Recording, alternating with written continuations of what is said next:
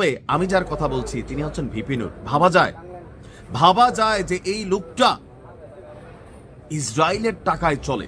আওয়ামী লীগ সরকারের সময় যখন ভিপি নূরের এই মানে কালো চেহারাটা, মানে চেহারা কালো বলতে রং কালো বুঝাইতেছি না, মুখোশেরাটা থাকা ছদ্মবেশী, কখনো ছাত্রলীগ, কখনো এই লীগ, কখনো ওইটা, কখনো তারেক জিয়ার ভক্ত, কখনো জামাতের কাহিনী।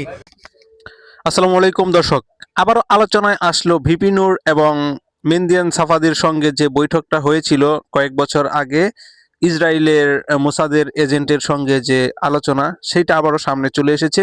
এবার এরকম একটি অভিযোগ উঠে এসেছে ভিপি নূরের বিরুদ্ধে যে তিনি ইসরায়েল থেকে টাকা নিয়ে তার গণ অধিকার পরিষদের দলটি চালাচ্ছেন। আজকের ভিডিওতে আপনাদেরকে সেটাই জানাবো। তো আমাদের সাথে যুক্ত আছেন নাইমিলি, তিনি এ বিষয়ে একটি প্রতিবেদন করেছে। তো চলুন আমরা তার প্রতিবেদনটি একটু ভালো করে দেখে আসি। মানে সবকিছু মিলে নূর বিকাশের প্রবর্তক। তিনি যে আমরা ভাবতাম বিকাশ খাইয়েই চলে, যখন ইলেকশন আসছে দেখলাম এত টাকা কই পাইলো, পরে বোঝা গেছে টাকার কাহিনী কি।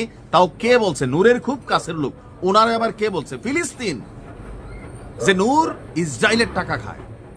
আবার রেফারেন্স দিয়ে কথা বলি ভাই, আপনারা আবার চিন্তা যাইতে পারেন। গণ অধিকার পরিষদ থেকে চলে যাওয়ার প্রসঙ্গে ডক্টর রেজা কিবরিয়া বিস্ফোরক মন্তব্য করেছেন যে যেই দল ইসরায়েলের টাকায় চলে সেই দলে আমি থাকতে চাই না। সম্প্রতি তিনি একটা বেসরকারি টেলিভিশনকে এই বক্তব্য দিয়েছেন। তো বিভিন্ন সময়ে তিনি কেন দল বদলান? রেজা কিবরিয়া তিনিও আরেক মনে করলেন যে রঙ্গিলা মাছ। তো তিনি বলছেন যে আমি গণফোরামে ছিলাম, এটা ঠিক, কিন্তু ওখানে বিভিন্ন কোন্দল হচ্ছিল, এটা নিয়ে আমি সেখান থেকে সরে আসছি। আর গণ অধিকার পরিষদের তার বক্তব্য যে গণ অধিকার পরিষদ থেকে জাফরুল্লাহ চৌধুরী সাহেবের কথায় ডক্টর জাফরুল্লাহ চৌধুরীকে সম্মান করতাম। তো কিছুদিন ওইখানে ছিলেন, এরপরে তারা যখন টের পেলেন যে ভিপি নূরের এই গণ অধিকার পরিষদ ইসরায়েলিদের অধীনে চলে, এটা তিনি মানতে পারেন নাই। বিষয়টি তার আগে জানা ছিল কিনা? না, তিনি বলেন আগে জানতেন না। তো কবে জানলেন?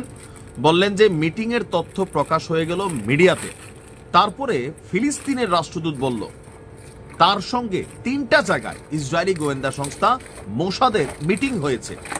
ফিলিস্তিনের রাষ্ট্রদূত যদি ভিপি নূর নিয়ে এই কথা বলে আর রেজা কিবরিয়া নিজের সাক্ষ্য দিচ্ছেন, এরপর যদি আপনাকে নূর ভাই এই আর কি ইমান থাকে না। রেজা কিবরিয়া বলল আমি ভাবতাম তিনিও দলবদলবাজ, তিনিও বলতে পারেন, কিন্তু যখন ফিলিস্তিনের রাষ্ট্রদূতের প্রসঙ্গ তিনি আইনা বললেন 3টা জায়গায় মোসাদের সাথে ভিপি নূর মিটিং করছে। আচ্ছা, বাংলাদেশের একটা খেলোয়াড় নূর, তার সাথে ইসরায়েলের কি স্বার্থ থাকতে পারে? এই দেশে ধান্দাবাজি অথবা দেশের ইসলামিক জনতাকে বা মানে থাকে না ভিতরে ভালো কিছু তো না, অবশ্যই খারাপ কিছু। আর এই যে নূরের সম্পদের যখন আমরা এবার হলফনামায় দেখলাম, তার মানে কি কালো ব্যাগ ভর্তি যে টাকা, ইলিয়াসও কিন্তু বলছিল যে তখন বলছি না, আসলে সবগুলাই কিন্তু ধান্দাবাজ। প্রকাশিত হওয়ার আগ পর্যন্ত সবাই ভালো, আপনি কারে খারাপ বলবেন? এই রাষ্ট্রে বিক্রি করে দেওয়ার প্ল্যান করে, এই রাষ্ট্রে ইসরায়েলের এজেন্ট হয়ে রাজনীতি করে, মানা যায়?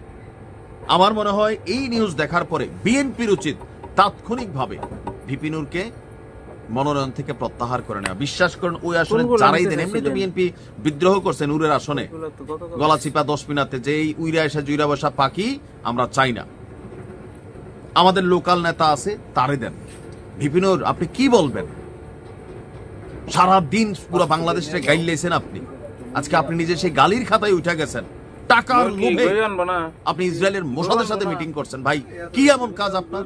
সৌদি হইলেও বুঝতাম, পাকিস্তান হলেও বুঝতাম, ইসরায়েলের সাথে ওয়াই? এই জবাব আপনাকে দিতে হবে।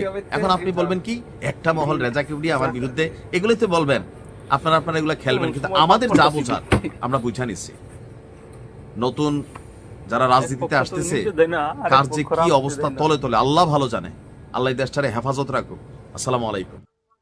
দর্শক শ্রোতা, আপনাদের কি মনে হচ্ছে নাইমিলি যে তথ্যগুলো তুলে ধরেছেন, আগামী নির্বাচনকে কেন্দ্র করে এতগুলো টাকা যদি সত্যি সত্যি ভিপি নূর মোসাদের কাছ থেকে এনে থাকে, তাহলে তার দলের পিছনে কারা কারা ইন্ধন যোগাচ্ছে এবং তাদের যে দলটি সেইখান থেকে কি নির্বাচনে এগিয়ে যাওয়া সম্ভব? অথবা ভিপি নূর কি আসলে সত্যি সত্যি রাজনীতি দেশের জন্য করবেন না নিজের জন্য করবেন? কি ধারণা আপনাদের দর্শক? অবশ্যই কমেন্টে জানাবেন আপনাদের মতামত।